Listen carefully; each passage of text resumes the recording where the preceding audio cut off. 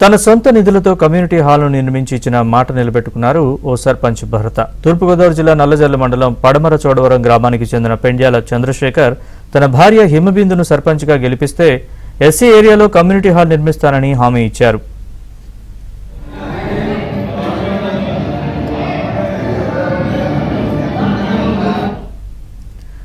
అయితే ఇచ్చిన హామీ ప్రకారం ప్రభుత్వ నిధులను ఆశించకుండా తన సొంత నిధులు 13 లక్షలతో కమ్యూనిటీ హాల్ నిర్మించారు. తన తల్లిదండ్రులతో ప్రారంభించి అక్కడి ప్రజలకు అంకితం చేశారు.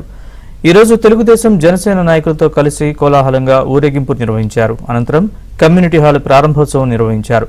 ఇచ్చిన హామీని నిలబెట్టుకోవడం టీడీపీ చరిత్రలోనే ఉందన్నారు. రాబోయే ఎన్నికల్లో కూడా టీడీపీ జనసేన అభ్యర్థిని గెలిపిస్తే ఇచ్చిన హామీలు నెరవేరుస్తామని స్పష్టం చేశారు గ్రామ సర్పంచ్ భరత చంద్రశేఖర్. పడమర చోడవరం సర్పంచ్గా మా భార్యని గత ఎన్నికల్లో పోటీ చేయించడం జరిగింది తెలుగుదేశం పార్టీ తరఫున.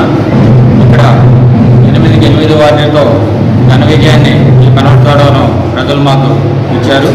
వారికి ఆ ఎన్నికల్లో భాగంగా ఎస్సీ కాలనీలో మాదిగపల్లిలో కమ్యూనిటీ హాల్ అయితే హామీ ఇవ్వడం జరిగింది.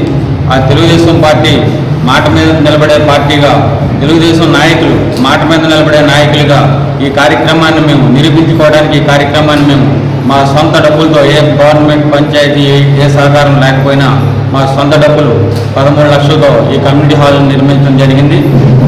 ఈ కార్యక్రమం ఇంత దిగ్విజయంగా చేయడానికి ఈ పడమర చోడవరం ప్రజలందరూ కూడా మంచి